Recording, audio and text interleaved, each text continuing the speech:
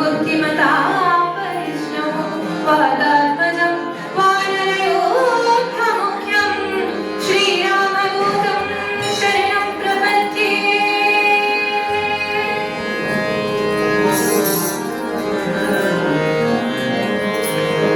प्रथम पूजिपे गणपति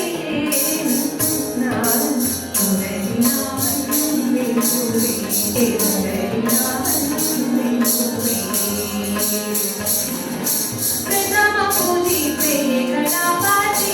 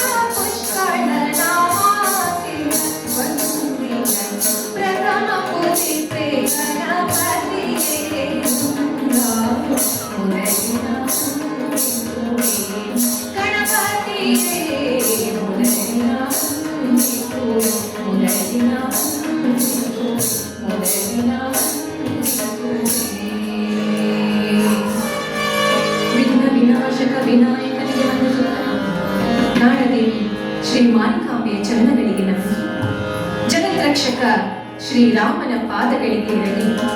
ಗುರು ಹಿರಿಯರಿಗೆ, ಮಾತಾಪಿತರಿಗೆ ಪ್ರತಿಯೊಂದು ಹೆಜ್ಜೆಯಲ್ಲಿ ಕೈ ಹಿಡಿದು ನಡೆಸುತ್ತಿರುವಂತಹ ತಂದೆ ತಾಯಿಗೆ ನಮನಗಳನ್ನು ತಿಳಿಸ್ತಾ, ಹಾಗೆ ನನಗೆ ಹಾರ್ಮೋನಿಯಂ ಸಾಥ್ನಲ್ಲಿ ಬರತೆಗಡೆ ಇಬ್ಬರಿಸೋರು ಸಾಧನೆಯಲ್ಲಿದ್ದಾರೆ, ಅವರಿಗೂ ನನ್ನ ನಮನಗಳನ್ನು ತಿಳಿಸ್ತಾ ಇದ್ದೇನೆ.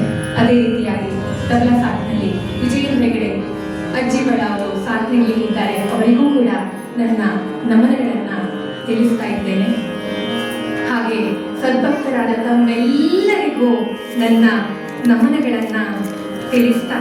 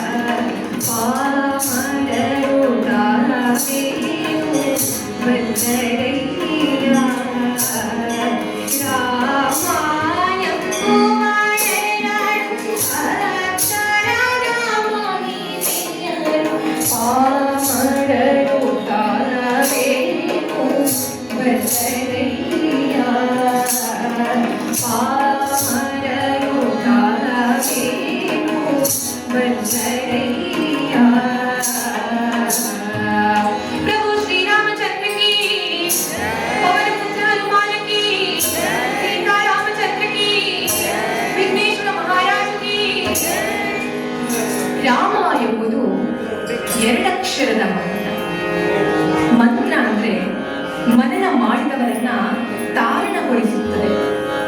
ಅದರಲ್ಲೂ ರಾಮ ಮಂತ್ರವು ಓಂ ನಮೋ ನಾರಾಯಣಾಯ, ಹಾಗೆ ಓಂ ನಮೋ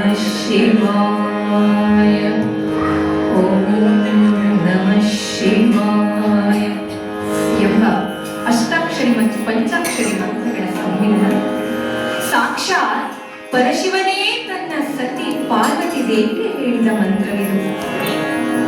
ಅದಕ್ಕೆ ಹೇಳ್ತಾರೆ, ಆ ಮಂತ್ರ ಈ ಮಂತ್ರ ನಿತ್ಯ ನೀ ಕೆಡಬೇಡ, ಆ ಮಂತ್ರ ಈ ಮಂತ್ರ ನಿತ್ಯ ನೀ ಕೆಡಬೇಡ, ಸೋಮಾಶೇಖರ ತನ್ನ ಸತಿಗೆ ಬೇಡಿದ ಮಂತ್ರ, ಸೋಮಾಶೇಖರ ತನ್ನ ಸತಿಗೆ ಬೇಡಿದ ಮಂತ್ರ, ರಾಮ ಮಂತ್ರ ರಚಿತೋ ಹೇ ಮನುಜ, ರಾಮ ಮಂತ್ರ ರಚಿತೋ ಹೇ ಮನುಜ, ರಾಮ ಮಂತ್ರ ರಚಿತೋ ಹೇ ಮನುಜ. ಪ್ರಭು ಶ್ರೀರಾಮಚಂದ್ರಕಿ ರಾ ಎಂದಾಗ ಬಾಯಿ ತೆರೆಯಲ್ಪಟ್ಟು ಒಳಗಿದ್ದ ಪಾಪಗಳು ಹೊರಗೆ ಹೋಗುತ್ತವೆ. ಮತ್ತೆ ಮ ಎಂದಾಗ ತುಟಿಗಳು ಮುಚ್ಚಲ್ಪಟ್ಟು ಹೊರಬಿದ್ದ ಪಾಪಗಳು ಮತ್ತೆ ಒಳಕ್ಕೆ ಬಾರದಂತೆ ತಡೆಯುತ್ತದೆ. ಶ್ರೀರಾಮ ರಾಮ ರಾಮೇತಿ ರಮೇ ರಾಮೇ ಮನೋರಮೆ ಸಹಸ್ರನಾಮ ತತ್ತುಲ್ಯ ರಾಮ ರಾಮ ವರಾನನೆ. ಶ್ರೀರಾಮ ರಾಮ ರಾಮ ಎಂದು 3 ಬಾರಿ ಹೇಳಿದ್ರೆ ಅದು ವಿಷ್ಣು ಸಹಸ್ರನಾಮ ಹೇಳಿದ ಪುಣ್ಯಕ್ಕೆ ಸಮ. ಯಾರು ರಾಮ ಎನ್ನುತ್ತಾರೋ ಅಂಥವರು ಜೀವನ್ಮುಕ್ತಿಯನ್ನ ಪಡೆಯುತ್ತಾರೆ ಅಂತ ಹೇಳ್ತಾರೆ. ಇದನ್ನ ಶಿವನು ಪಾರ್ವತಿ ದೇವಿಗೆ ಹೇಳಿದ್ದಾನೆ. ರಾಮಾಯಣ ಕೇಳುವುದರಿಂದ ಬ್ರಹ್ಮ ರಾಕ್ಷಸತ್ವದಿಂದಲೂ ಮುಕ್ತಿಯನ್ನ ಪಡೆಯಬಹುದು ಅಂತ ನಾರದ ಮಹರ್ಷಿಗಳು ಹೇಳ್ತಾರೆ. ಬ್ರಹ್ಮ ರಾಕ್ಷಸತ್ವ ಅಂತ ಅಂದ್ರೆ ಅದರಷ್ಟು ನೋವಿನಿಂದ ಕೂಡಿದ ಜನ್ಮ, ಕಷ್ಟದಿಂದ ತುಂಬಿದ ಜನ್ಮ ಮತ್ತೊಂದಿಲ್ಲ.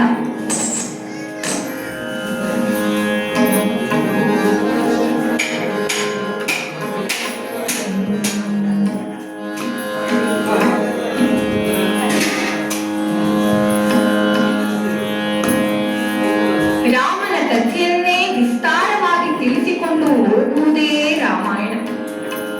ಯಾವ ಕಥೆಯನ್ನ ಕೇಳಿದ್ರೆ ರಾಮನೇ ನಮಗೆ ನೆರವಾಗ್ತಾನೋ ಅದು ರಾಮಾಯಣ. ಅದು ಅಯನ ಅಂದ್ರೆ ಮಾರ್ಗ ಅಂತ ಅರ್ಥ. ರಾಮನ ಕಡೆಗೆ ಸಾಗುವ ಮಾರ್ಗ, ರಾಮ ಮಾರ್ಗದಲ್ಲಿ ನಡೆ ಅಂತ ಅರ್ಥ. ರಾಮನ ವ್ಯಕ್ತಿತ್ವವೇ ಯಾಕೆ ಹಿರಿದಾಗಿದೆ ಅಂತ ಅಂದ್ರೆ, ರಾಮನ ತಂದೆ ದಶರಥ ಮಹಾರಾಜ ಭರತ ಖಂಡಕ್ಕೆ ಒಡೆಯ. ಅಂಥ ರಾಜ್ಯವನ್ನೇ ಪಿತೃವಾಕ್ಯ ಪರಿಪಾಲನೆಗಾಗಿ ವನವಾಸಕ್ಕೆ ಹೋದ. ಹಾಗೆ ಚಿಕ್ಕಮ್ಮ ಕೈಗೆ ಹೇಳಿದ ಮಾತಿಗೆ ವನವಾಸಕ್ಕೆ ಹೋದ. ಅಲ್ಲಿ ವಾಲಿಯನ್ನು ಸಂಹರಿಸಿದ. ಆ ರಾಜ್ಯ ತನ್ನದೇ ಅಂತ ಅನ್ನಬಹುದಿತ್ತು, ಆದ್ರೆ ಹಾಗೆ ನಂತರ ರಾವಣನನ್ನ ವಧಿಸಿದ. ಆ ರಾಜ್ಯ ತನ್ನದೇ ಅಂತ ಅನ್ನಬಹುದಿತ್ತು, ಆದ್ರೆ ಹಾಗೆ ಇಲ್ಲ. ವನವಾಸ ಮುಗಿಸಿ ಮರಳಿ ಬರುವಾಗ ತಮ್ಮ ಭರತ ತನ್ನನ್ನ ಸ್ವಾಗತಿಸುತ್ತಾನೋ ಇಲ್ಲವೋ ಎಂಬ ಸೌಜನ್ಯವನ್ನ ತೋರಿದ. ಅಂದು ಸಹಸ್ರಾರು ವರ್ಷಗಳ ಕಾಲ ಬದುಕ್ತಾ ಇದ್ರು. ಆದ್ರೂ ಪ್ರಭು ಶ್ರೀರಾಮಚಂದ್ರ ರಾಜ್ಯವನ್ನೇ ಬಿಟ್ಟು ಹೋದ. ಇಂದು ನಾವು 60ರಿಂದ 80 ವರ್ಷ ಬದುಕ್ತೇವೇನೋ, ಹಾಗೂ ಹೀಗೋ ಒಂದಡಿ ಜಾಗಕ್ಕೆ ಅಪ್ಪ ಅಮ್ಮನ ಜೊತೆಗೆ, ಅಣ್ಣ ತಮ್ಮನ ಜೊತೆಗೆ, ತಂಗಿ ಜೊತೆಗೆ ಜಗಳ ಮಾಡ್ಕೊಂಡಿರ್ತೇವೆ. ಇದಕ್ಕೆ ರಾಮ ನಮಗೆ ಮಾದರಿ ಆಗ್ತಾರೆ. ಅದಕ್ಕೆ ಸಹಸ್ರನಾಮದಲ್ಲಿ, ವಿಷ್ಣು ಸಹಸ್ರನಾಮದಲ್ಲಿ ಹವಿರ್ಹರಿ ಎಂದು ವರ್ಣಿಸಲಾಗಿದೆ. ಅಂದ್ರೆ ಅವನೇ ಹರಿ, ಅವನೇ ವಿಷ್ಣು, ಅವನೇ ಪರಶಿವ, ಅವನೇ ಪರಮಾತ್ಮ, ಅವನೇ ಹರಿ, ಅವನ ಕಥೆಯೇ ಹರಿಕಥೆ. ಅದಕ್ಕೆ ದಾಸರು ಹೇಳ್ತಾರೆ, ಕಲಿಯುಗದೋಳು ಹರಿನಾಮವನೆನೆದರೆ ಕೋಟಿಗಳು ಧರಿಸುವವು ರಂಗ. ಕಲಿಯುಗದೋಳು ಹರಿನಾಮವನೆನೆದರೆ ಕೋಟಿಗಳು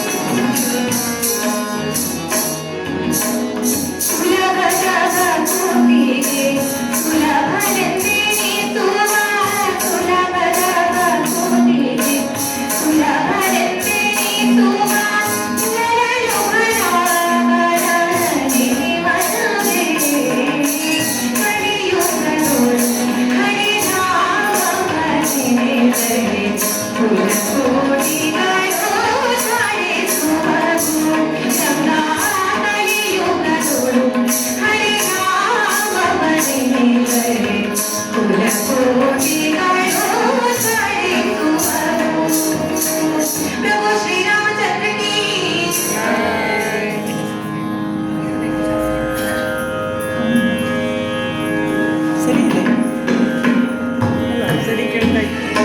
ಸರಿ ಕೇಳ್ತಾ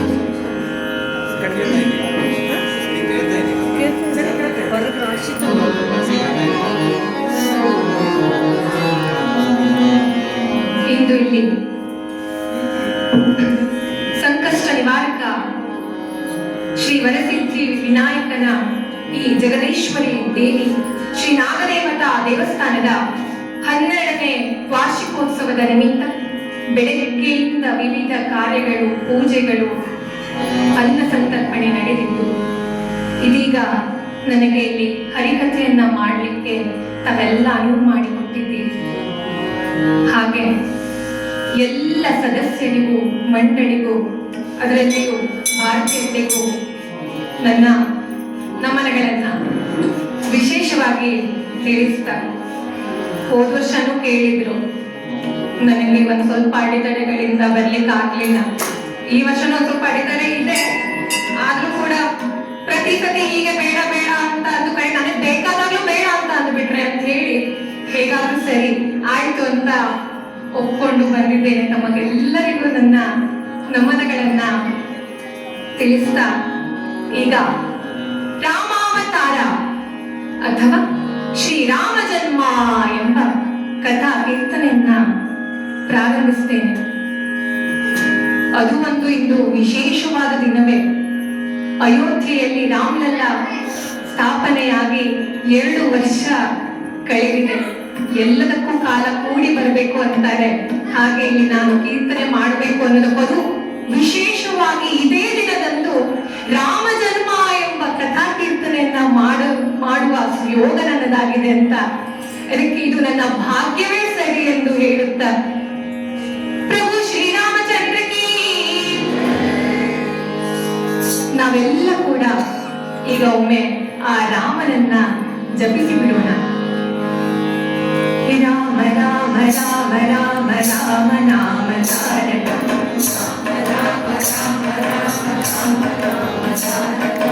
ರಾಮ ಕೃಷ್ಣ ವಾಸುದೇವ ಭಕ್ತಿ ಮುಕ್ತಿದಾಯಕಂ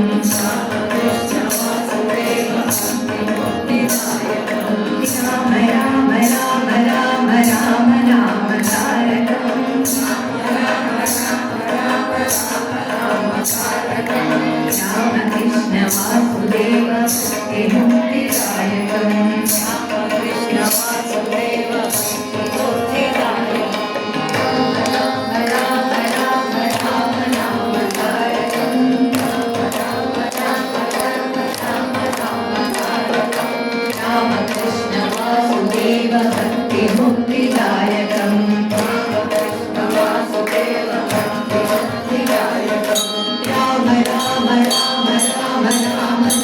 ತಾರಕಂ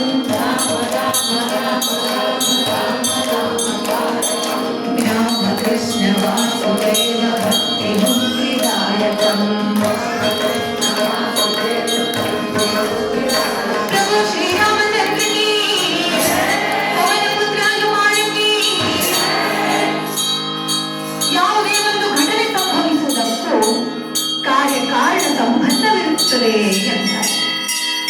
ಎಲ್ಲದಕ್ಕೂ ಕಾಲ ಕೂಡಿ ಬರಬೇಕು.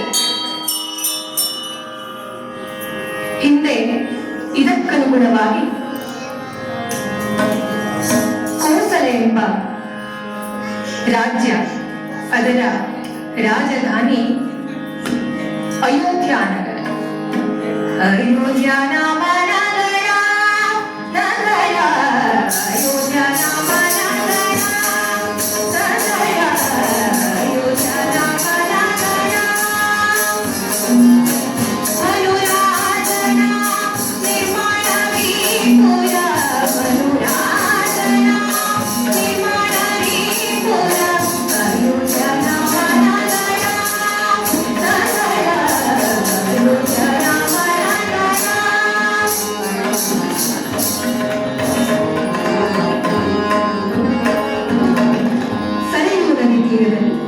ಕೋಸಲ ಜನಪದರು ವಾಸಿಸುವ ಈ ನಗರವನ್ನ ಮನು ಎಂಬ ರಾಜ ನಿರ್ಮಾಣ ಮಾಡಿದ.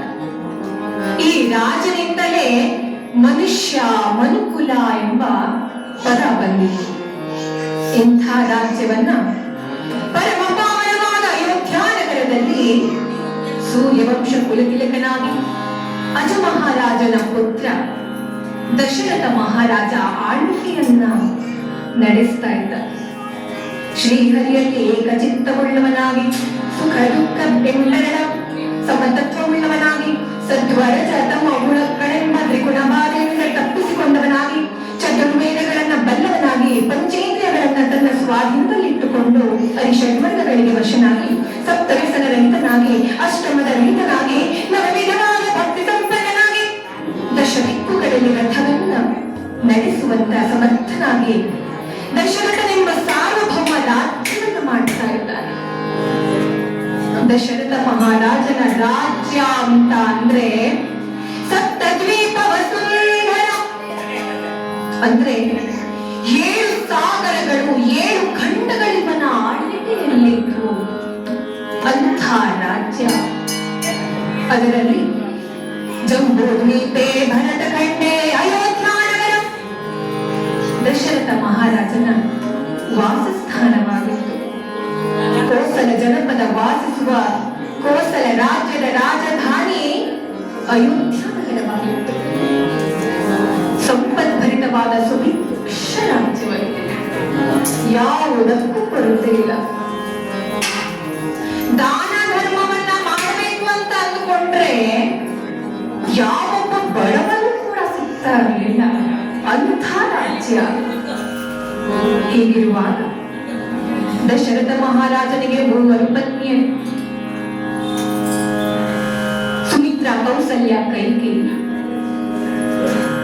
ಸಂಪದ್ಭರಿತವಾದ ರಾಜ್ಯ, ಯಾವುದಕ್ಕೂ ಕೊರತೆ ಇಲ್ಲ.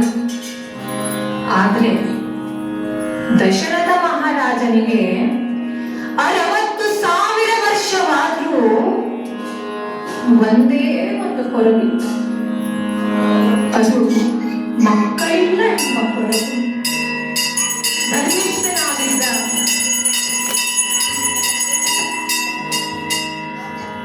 ಧರ್ಮಿಷ್ಠನಾಗಿದ್ದ ರಾಜನಿಗೆ ಅದೊಂದೇ ಚಿಂತೆ ಇತ್ತು.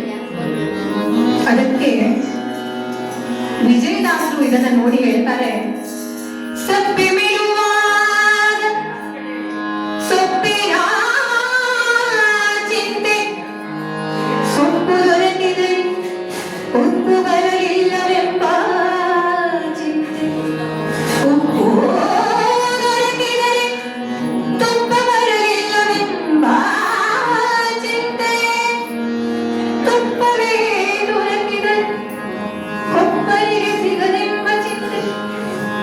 ಹೀಗೆ ಮನುಷ್ಯನಾಗನಿಗೆ ಒಂದಲ್ಲ ಒಂದು ಚಿಂತೆ. ಇದನ್ನ ನೋಡಿ ಪುರಂದರದಾಸರು ಹೇಳ್ತಾರೆ, ಅನುಗಾಲವು ಚಿಂತೆ ಈ ಜೀವಕ್ಕೆ, ಅನುಗಾಲವು ಚಿಂತೆ ಈ ಜೀವಕ್ಕೆ, ಅನುಗಾಲವು ಚಿಂತೆ ಈ ಜೀವಕ್ಕೆ, ಅನುಗಾಲವು ಚಿಂತೆ ಈ ಜೀವಕ್ಕೆ. ಸನ್ನವನವು ಶ್ರೀರಂಗನು ಮೆಚ್ಚುವ ಸನ್ನವನವು ಶ್ರೀರಂಗನು ಮೆಚ್ಚುವ ಅನುಗಾಲವು ಚಿಂತೆ ಈ ಜೀವಕ್ಕೆ, ಅನುಗಾಲವು ಚಿಂತೆ ಈ ಜೀವಕ್ಕೆ. ಹೀಗೆ ಮನುಷ್ಯನಾದವನಿಗೆ ಒಂದು ದೊರೆತ ನಂತರ ಇನ್ನೊಂದು ಸಿಗ್ಲಿಲ್ವಲ್ಲ ಅನ್ನೋ ಚಿಂತೆ. ಹೀಗೆ ಚಿಂತೆ ಇದ್ದ ದಶರಥ ಮಹಾರಾಜನಿಗೆ ಒಂದು ದಿನ ಯಾಗವನ್ನ ಮಾಡಬೇಕು ಅಂತ ಅನ್ನಿಸ್ತು. ಯಾಗವನ್ನ ಮಾಡಿಯಾದ್ರೂ ಪುತ್ರನ ಪ್ರಾಪ್ತಿ ಮಾಡ್ಕೊಳ್ಬೇಕು ಎಂಬ ಆಸೆ. ತಕ್ಷಣ ತನ್ನ ಕುಲಗುರುಗಳಾದ ವಸಿಷ್ಠರನ್ನ ಕರೆದು ತನ್ನ ಮನದಾಸೆಯನ್ನ ಹೇಳಿಕೊಂಡ. ವಸಿಷ್ಠರಿಗೆ ಮಹದಾನಂದವಾಗಿ ಹೋಯಿತು.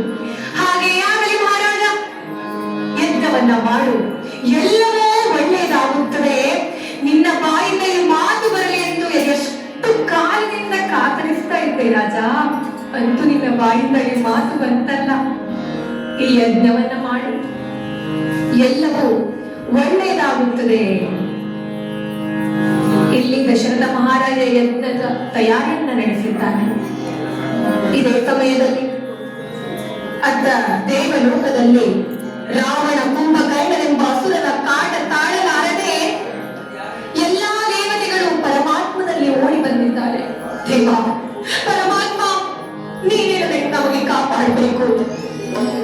ರಾವಣ ಕುಂಭಕರ್ಣನು ಜಗದೀಶ್ವರನನ್ನು ಬ್ರಹ್ಮನನ್ನ ಒಲಿಸಿಕೊಂಡಿದ್ದಾರೆ. ಯಾವ ಸ್ತ್ರೀಯರಿಗೂ ಕೂಡ ಬಿಡ್ತಾ ಇಲ್ಲ. ದೇವ, ನೀನೇನಾದ್ರೂ ಮಾಡಬೇಕು.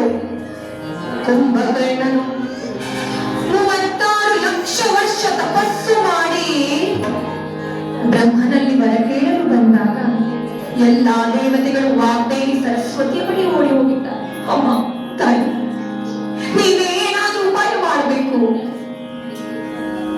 ಆಗ ಕುಂಭಕರ್ಣ ನಿರ್ದೇವತ್ವಂ ದೇಹಿ ಎಂದು ಕೇಳಲು ಹೋದವ ನಿದ್ರಾವತ್ವಂ ದೇಹಿ ಅಂದ್ರೆ ದೇವತೆಗಳೇ ಇರಬಾರದು ಅಂತ ಕೇಳಲಿಕ್ಕೆ ಹೋದವ ನಿದ್ರೆಯನ್ನ ಕೊಡು ಎಂದು ಕೇಳುವಂತ.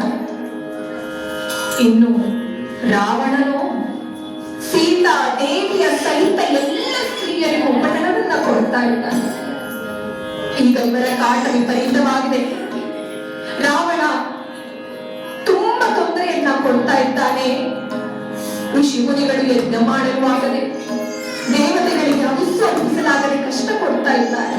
ಆದ್ದರಿಂದ ಪರಮಾತ್ಮ, ಈ ರಾಕ್ಷಸರ ಸಂಹಾರ ಮಾಡಿ ಪೃಥ್ವಿಯನ್ನ ರಕ್ಷಿಸು. ಅಹಲ್ಯ, ಗೌತಮ, ಶಬರಿ ಹಾಗೂ ಭಾರದ್ವಾಜರಂತ ಅನೇಕ ಋಷಿ ಮುನಿಗಳು, ಅನೇಕ ಜನರು ನಿನ್ನ ಜನ್ಮಕ್ಕಾಗಿ, ನಿನ್ನ ದರ್ಶನಕ್ಕಾಗಿ ಕಾದಿದ್ದಾರೆ. ತಂದೆ, ಅನುಗ್ರಹಿಸು. ಹಾಗೆ ಉತ್ತರ ಕೋಸಲದ ದೊರೆ ಭಾನುವಂತ ಕೌಸಲ್ಯಾದೇವಿಯ ತಂದೆ ತಪಸ್ಸು ಮಾಡಿ ಮಹಾವಿಷ್ಣು ಪುತ್ರನಾಗಿ ಬರಬೇಕು ಎಂದು ವರ ಕೇಳಿದ. ಆಗ ಪರಮಾತ್ಮ ನಿನ್ನ ಮೊಮ್ಮಗನಾಗಿ ಜನಿಸುತ್ತೇನೆ ಎಂದು ಮಾತು ಕೊಟ್ಟೆ. ಅದಕ್ಕೆ ಈಗ ಕಾಲ ಕೂಡಿ ಬಂದಿದೆ. ಅದನ್ನೆಲ್ಲ ದೇವತೆಗಳು ನೆನಪಿಸಿಕೊಳ್ತಾ ಇದ್ದಾರೆ. ಮಾನವ ಧರ್ಮವನ್ನ ಹೇಗೆ ಆಚರಿಸಬೇಕು, ಮಾತಾ ಪಿತೃಗಳೊಂದಿಗೆ ಹೇಗೆ ನಡೆದುಕೊಳ್ಳಬೇಕು, ಹಿರಿಯರಲ್ಲಿ ಹೇಗೆ ನಡೆದುಕೊಳ್ಳಬೇಕು ಮುಂತಾದ ಸನ್ನಡತೆಗಳನ್ನ ಜಗತ್ತಿಗೆ ತೋರಿಸಿಕೊಡಬೇಕಾಗಿತ್ತು. ಅದಕ್ಕಾಗಿ ರಾಮ ಮನುಷ್ಯ ರೂಪದಲ್ಲಿ ಜನಿಸಿ ಬರಬೇಕಾಗಿತ್ತು. ಹೇಗೆ ಬದುಕಬೇಕು ಎಂಬುದಕ್ಕೆ ಉದಾಹರಣೆ ರಾಮ, ಹೇಗೆ ಬದುಕಬಾರದು ಎಂಬ ಮಾತಿಗೆ ಉದಾಹರಣೆ ರಾವಣ. ಅದಕ್ಕೆ ರಾಮನನ್ನ ಪೂಜಿಸ್ತಾರೆ, ರಾವಣನನ್ನ ದಹನಿಸ್ತಾರೆ. ಎಲ್ಲಾ ದೇವತೆಗಳು ಪರಮಾತ್ಮನಲ್ಲಿ ಕೇಳಿಕೊಂಡಿದ್ದಾರೆ. ಇದನ್ನೇ ವಾಲ್ಮೀಕಿ ರಾಮಾಯಣದಲ್ಲಿ ಹೀಗೆ ಹೇಳ್ತಾರೆ: ವಿಷ್ಣು ಪುತ್ರತ್ವ ಮಾಗಚ್ಚ ಕೃತ್ವಾತ್ಮಾನಂ ಚತುರ್ಭುಜಂ ತತ್ರತ್ವಂ ಮಾನುಷೋ ಭೂತ್ವಾ ಪ್ರವೃತ್ತಂ ಲೋಕಕಂಟಕಂ. ಅಂದ್ರೆ ವಿಷ್ಣು ಮಾನವ ಜನ್ಮದಲ್ಲಿ ಜನಿಸಬೇಕು ಎಂದು ದೇವತೆಗಳೆಲ್ಲ ಕೇಳಿಕೊಂಡಿದ್ದಾರೆ. ವಾಲ್ಮೀಕಿ ರಾಮಾಯಣದಲ್ಲಿ 24,000 ಶ್ಲೋಕಗಳಿವೆ. ಮೂಲ ರಾಮಾಯಣದಲ್ಲಿ ಜಗದ್ಗುರು ಮಧ್ವಾಚಾರ್ಯರು 100 ಕೋಟಿ ಶ್ಲೋಕಗಳಿವೆ ಎಂದು ತಿಳಿಸಿದ್ದಾರೆ. ರಾಘವೇಂದ್ರ ಸ್ವಾಮಿಗಳು 24,000 ಶ್ಲೋಕಗಳನ್ನ ಸಂಗ್ರಹಿಸಿ ಸಣ್ಣದಾಗಿಸಿ ಕೇವಲ 11 ಪದ್ಯಗಳಲ್ಲಿ ರಾಮನ ಕಥೆಯನ್ನು ವಿವರಿಸಿದ್ದಾರೆ. ಅದೇ ರಾಮಚಾರಿತ್ರ್ಯ ಮಂಜರಿ ಎಂಬ ಗ್ರಂಥ. ಮಂಜರಿ ಅಂತ ಅಂದ್ರೆ ಸರ ಅಂತ. ಹಾಗೆ ವಾಲ್ಮೀಕಿಗಳು ನಾರದ ಬಳಿ ಕೇಳ್ತಾರೆ, ರಾಮಾಯಣವನ್ನ ಹೇಳಿ. ಆಗ ನಾರದರು 100 ಶ್ಲೋಕಗಳ ಸಂಕ್ಷಿಪ್ತ ರಾಮಾಯಣವನ್ನ ಹೇಳಿದ್ದಾರೆ. ಅದನ್ನೇ ವಾಲ್ಮೀಕಿಗಳು ಬರೆದಿದ್ದು 24,000 ಶ್ಲೋಕಗಳ ರಾಮಾಯಣ. ಅದರಂತೆ ತುಂಬಾ ಜನ ರಾಮಾಯಣವನ್ನ ಬರೆದಿದ್ದಾರೆ. ಆನಂದ ರಾಮಾಯಣ, ಕಂಬನ ರಾಮಾಯಣ, ತುಳಸಿದಾಸರ ರಾಮಾಯಣ, ರಾಮಾಯಣ ದರ್ಶನ, ಹೀಗೆ ಅನೇಕ ರಾಮಾಯಣಗಳಿವೆ. ಅದಕ್ಕೆ ಕುಮಾರವ್ಯಾಸ ಹೇಳ್ತಾನೆ,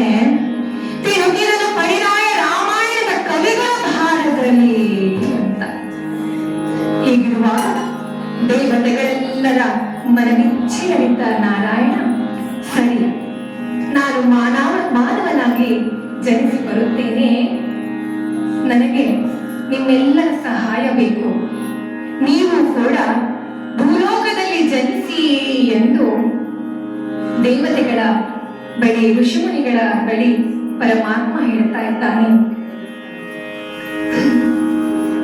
ಅದನ್ನ ಕೇಳಿ ದೇವತೆಗಳಿಗೆಲ್ಲ ಸಂತೋಷವೇ ಸಂತೋಷ. ಆ ಪರಮಾತ್ಮ ಸೇವೆ ಏನು, ಎಷ್ಟು ಪುಣ್ಯದ ಕೆಲಸ. ಅದಕ್ಕೆ ದಾಸರು ಹೇಳ್ತಾರೆ,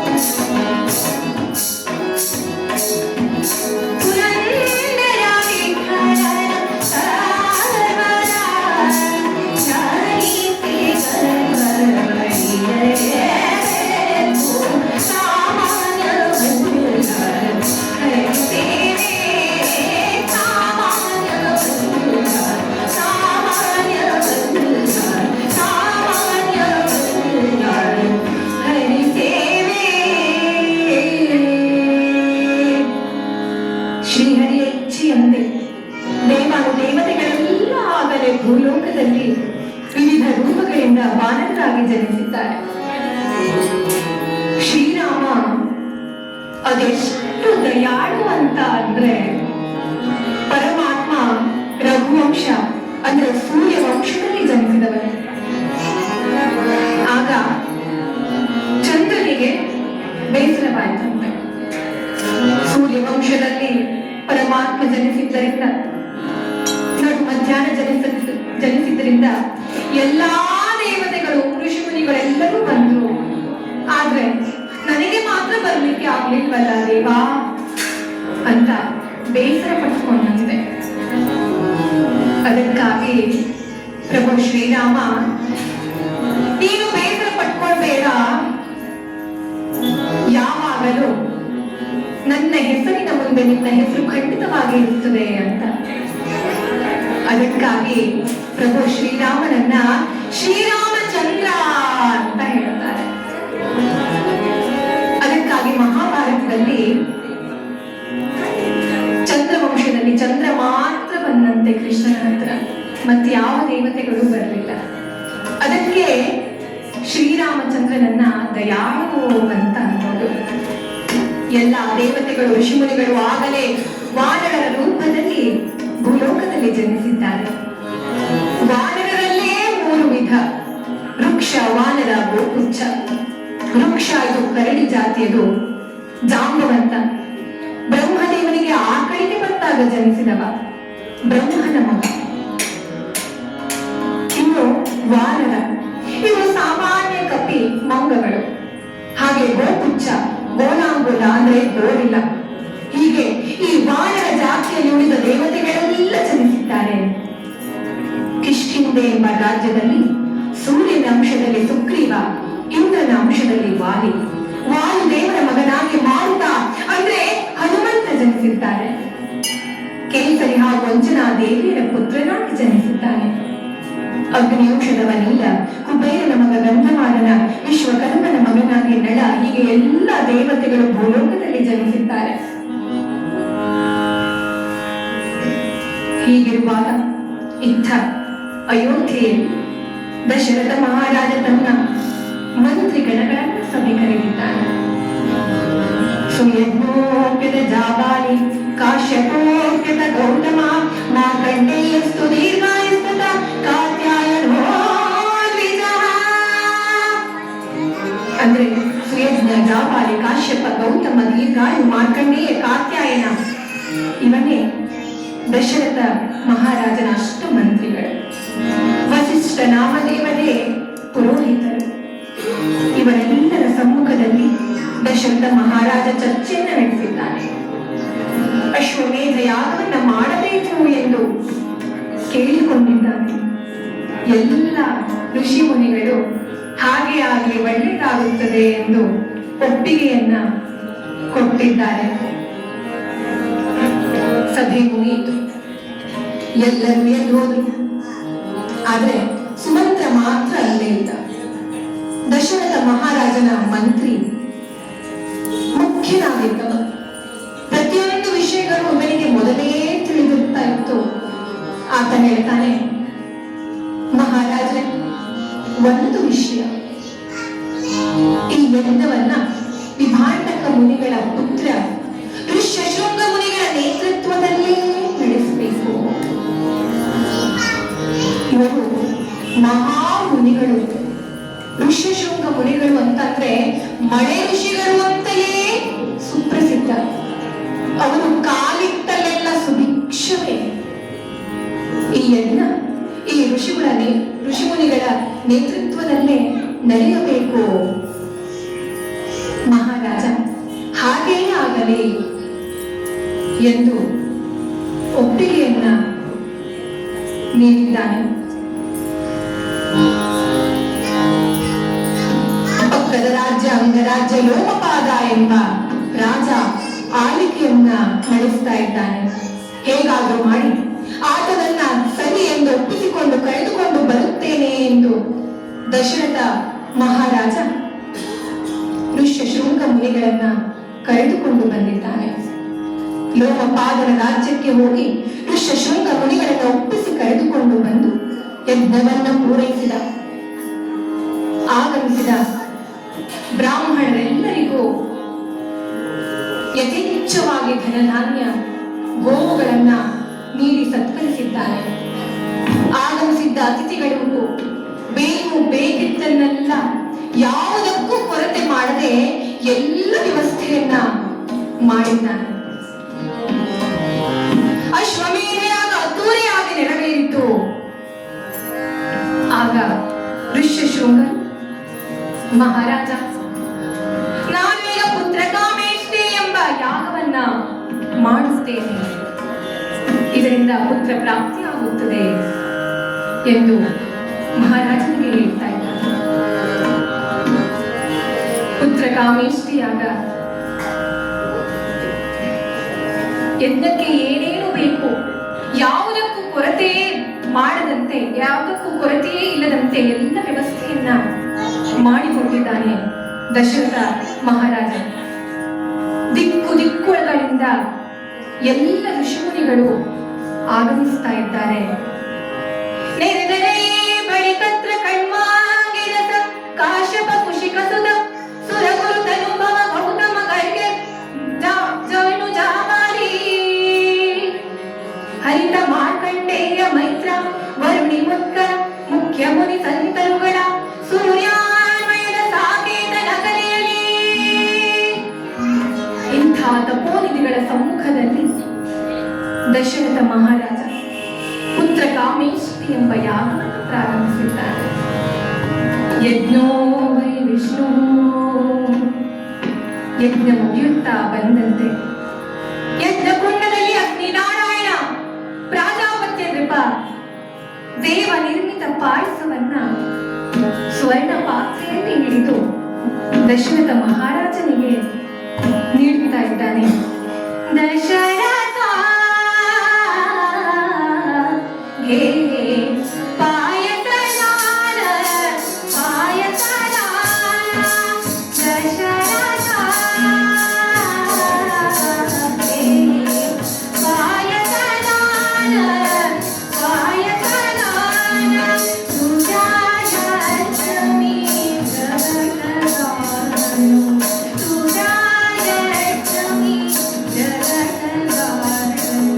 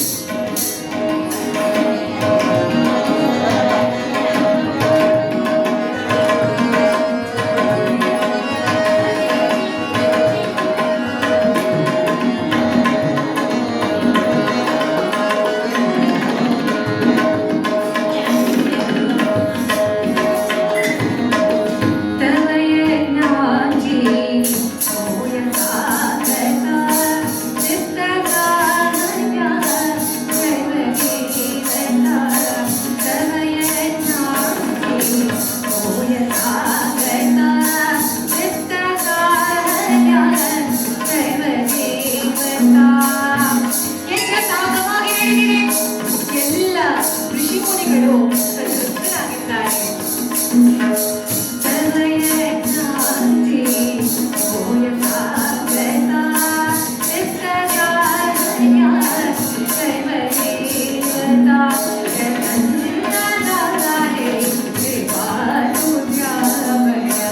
ಎಲ್ಲರೂ ಪ್ರಸನ್ನರಾಗಿದ್ದಾರೆ.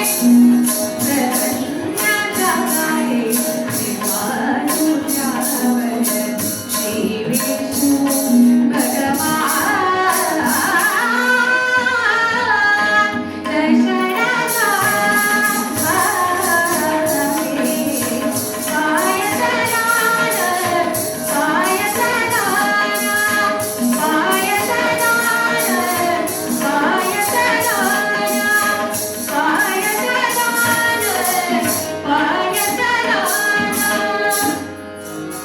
ದೇವನಿತ್ತ ಪಾಯಸವನ್ನ ದಶರಥನು ತನ್ನ ಮೂವರು ಪತ್ನಿಯರಿಗೆ ನೀಡ್ತಾ ಇದ್ದಾನೆ. ಸರಿಯಾಗಿ 1 ವರ್ಷ ಕರುವೆ ರಾಮಾಯಣದಲ್ಲಿ ಹೇಳಿದ್ದಾರೆ. 1 ವರ್ಷ ತುಂಬುತ್ತಲೇ ಪತ್ನಿಯರೆಲ್ಲ ಪ್ರಸವಿಸಿದರು.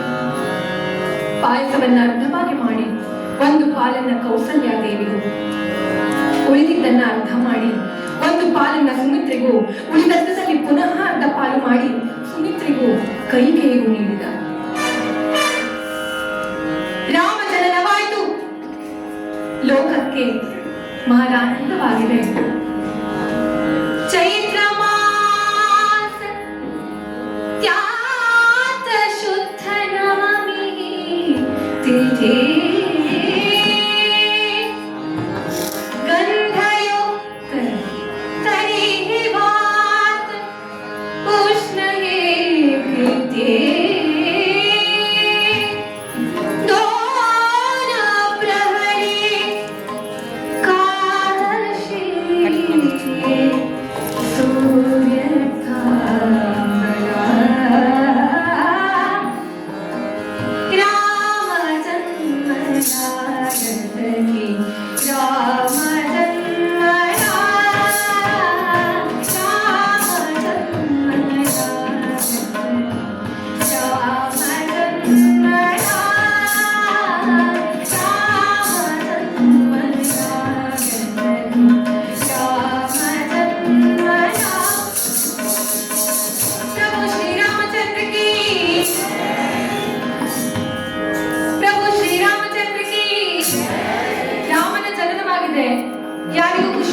ಅಲ್ವಾ? ಪ್ರಭು ಶ್ರೀರಾಮಚಂದ್ರಕ್ಕೆ ಖುಷಿ ಆಯ್ತು ಅಂತ ಅನ್ಕೊಳ್ಬೋದು ಸ್ವಲ್ಪ. ಪ್ರಭು ಶ್ರೀರಾಮಚಂದ್ರಕ್ಕೆ ಈಗ ಪೂರ್ತಿ ಆಯ್ತು. ಈಗ 5 ಗ್ರಹಗಳು ಉಚ್ಚ ಸ್ಥಾನದಲ್ಲಿರುವಾಗ ದೇವ ಶ್ರೀರಾಮಚಂದ್ರನ ಆಗಮನವಾಗಿದೆ. ಜಗತ್ತೇ ಸಂತಸ ಪಟ್ಟಿದೆ. ಆದರೆ ದುರ್ಜನರಿಗೆ ಎದೆನಡುವಿದೆ. ಪೊಡವೆಯೊಡೆಸಲು ಶ್ರೀಹರಿ ಲಂಕೆಗೆ ಸಿಡಿಯೆರಗಿತು, ಭೂಮಿ ಕಂಪಿಸಿತು. ಹೊಡೆದವೋ ನಗರ ದ್ವಾರ ಬೀದಿಗಳು, ಸಿಡಿದವೋ ವೀರರ ಮುಕುಟಗಳು.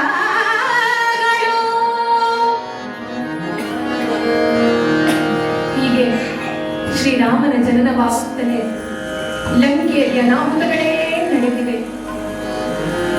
ಪ್ರೋದ್ಯಮಾನೇ ಜಗನ್ನಾಥ ಸರ್ವಲೋಕ ನಮಸ್ಕೃತಂ ಕೌಸಲ್ಯ ಜನೇ ಗ್ರಾಮಂ ದಿವ್ಯ ಲಕ್ಷಣ ಸಂಯುತಂ ಎಂದು ವಾಲ್ಮೀಕಿ ರಾಮಾಯಣದಲ್ಲಿ ವರ್ಣಿಸಿದ್ದಾರೆ. ಕೌಸಲ್ಯೆಯ ಪುತ್ರನಾಗಿ ರಾಮ, ಕೈಕೇಯಿ ಮಗನಾಗಿ ಭರತ, ಸುಮಿತ್ರೆಯ ಪುತ್ರರಾಗಿ ಲಕ್ಷ್ಮಣ ಶತ್ರುಘ್ನರು ಜನಿಸಿದ್ದಾರೆ.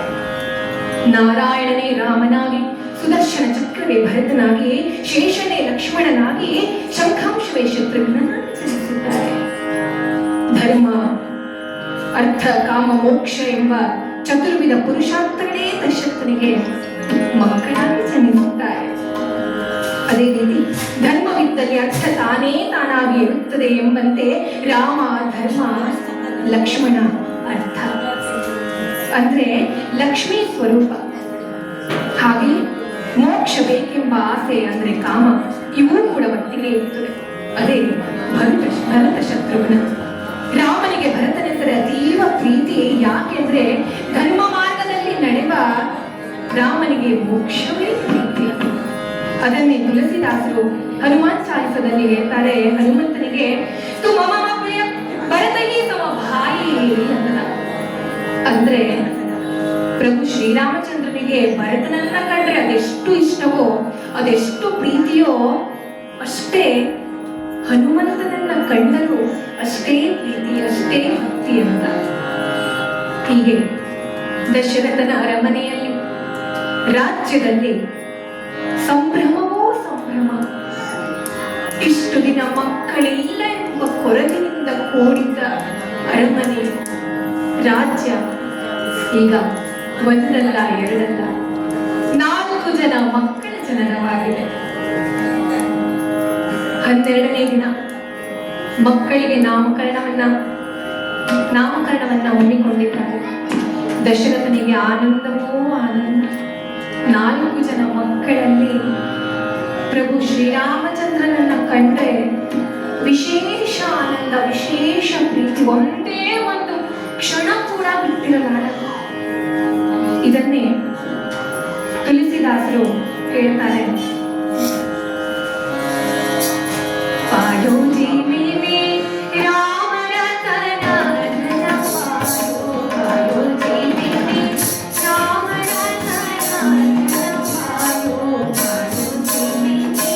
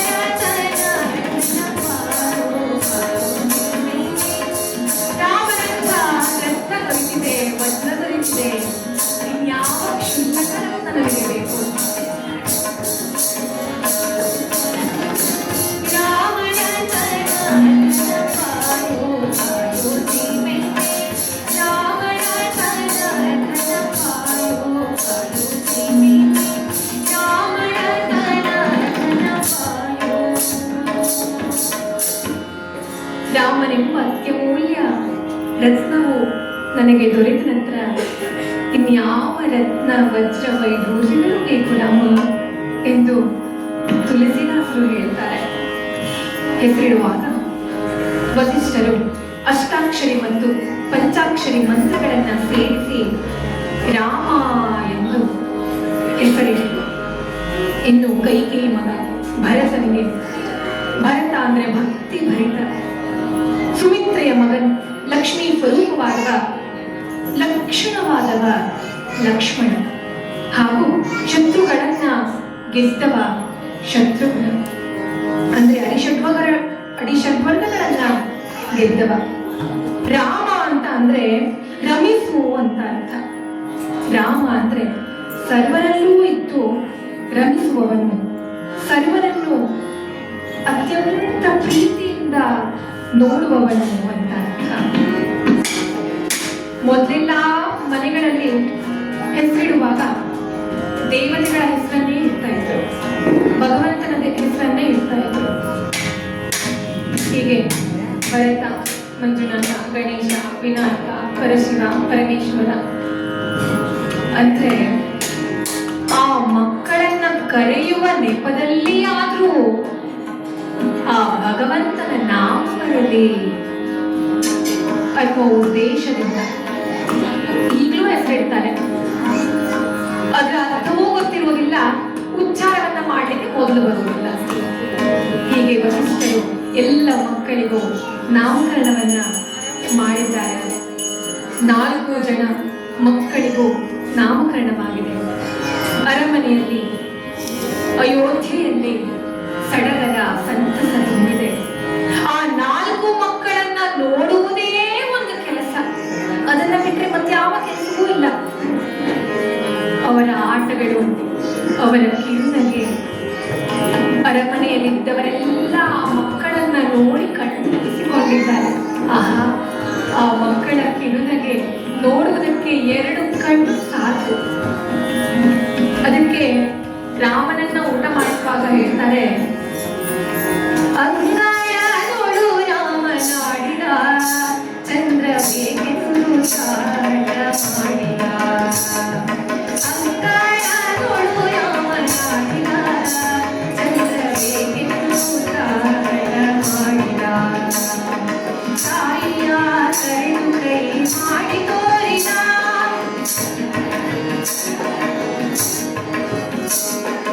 ತಾಯಿಯ ಕರೆದು ಕೈ ಮಾಡಿ ತೋರಿದ.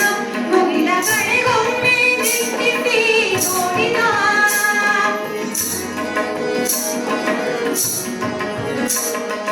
ಕಿಣಿಗೋಲು ಸಿಟ್ಟು ಮುರಿದವ, ಬೇಡ ಬೇಡ ಎಂದು ತಾವೇ ಸಾಡಿದವ. ಅಂಗಾಳ ನೋಡು ರಾಮನಾಡಿದ ಚಂದ್ರ ಬೇಕೆಂದು ಚಾಟ ಮಾಡಿದವ. ಅಂಗಾಳ ನೋಡು ರಾಮನಾಡಿದ ಚಂದ್ರ ಬೇಕೆಂದು ಚಾಟ ಮಾಡಿದವ. ನೋಡುತ್ತಿದ್ದಂತೆ ಮಕ್ಕಳೆಲ್ಲ ಅಂಬೆಗಾಲಿಕ್ಕಿ ನಡೆಯುವುದನ್ನ ಕಲಿತಿದ್ದಾರೆ. ಇದನ್ನ ನೋಡಿ ತುಳಸಿದಾಸರು ಹೇಳ್ತಾರೆ, ತುಮಕ ಚಲತ ರಾಮಚಂದ್ರ, ತುಮಕ ಚಲತ ರಾಮಚಂದ್ರ, ಭಾರತ ಬೇಕರಿಯ. ತುಮಕ ಚಲತ ರಾಮಚಂದ್ರ, ತುಮಕ ಚಲತ ರಾಮಚಂದ್ರ, ಭಾರತ ಬೇಕರಿಯ.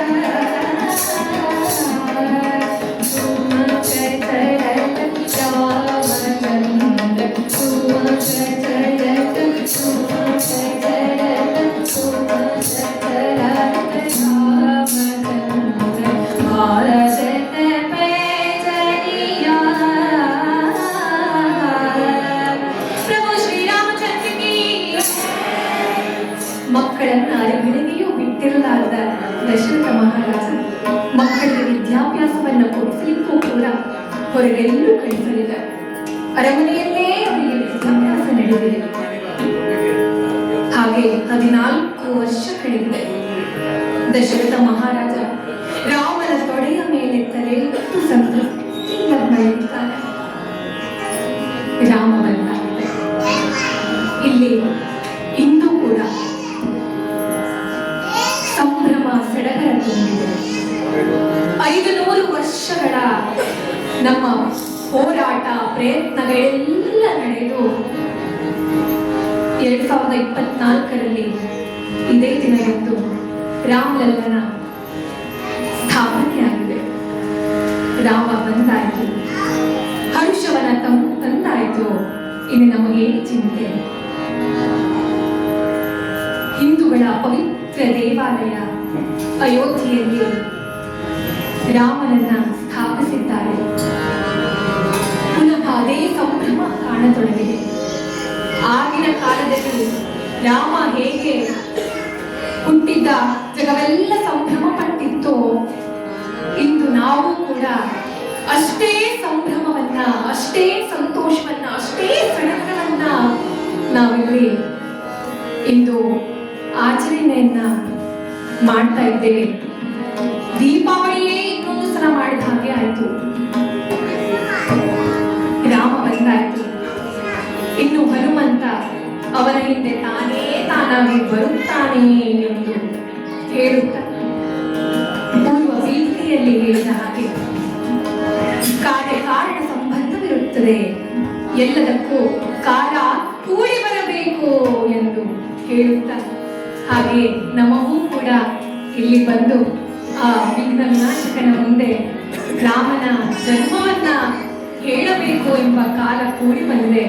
ನಿಮಗೂ ಕೂಡ ನಮ್ಮ ಈ ಸೇವೆಯಲ್ಲಿ ಪಾಲ್ಗೊಳ್ಳುವ ಕಾಲ ಬಂದಿದೆ ಎಂದು ಹೇಳುತ್ತ ಇಂದಿನ ಈ ರಾಮಾವತಾರ ಎಂಬ ಕಥಾಕೀರ್ತನೆಗೆ ಮಂಗಳವನ್ನ ಹಾಡ್ತೇನೆ.